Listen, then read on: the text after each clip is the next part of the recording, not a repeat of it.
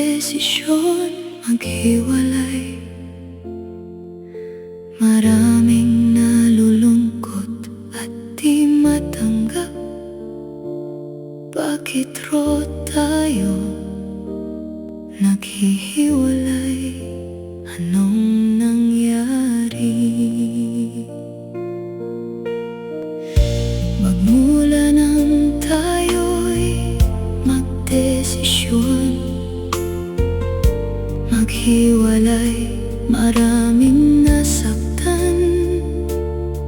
Bakit tayo'y naghiwalay? Mula nang tayo'y magdesisyon maghiwalay, maraming umiyak at nalungkot. Mula nang tayo'y maghiwalay, marami nang hihinayang. Ang sabi ng ilang nagmamahal, bakit di bigyan ng pangalawang pagkakataon muling mag-usap? Baka sakaling maibalik muli ang tamis ng pagmamahalan. Ang sabi ng ilang nagmamahal, bakit ro hindi bigyan ng oras para magkausap? Ngunit buo na ang aking desisyon, mas mabuting maghiwalay na lang kung meron naman masasaktan.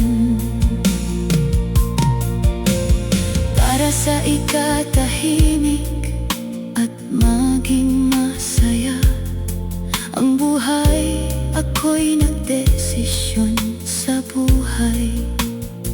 Pinag-usapan ng mabuti upang ako'y di magkamali.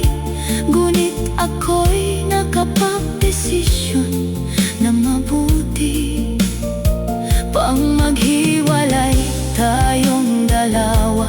Kung hindi na tayo ka pa masaya, di kahit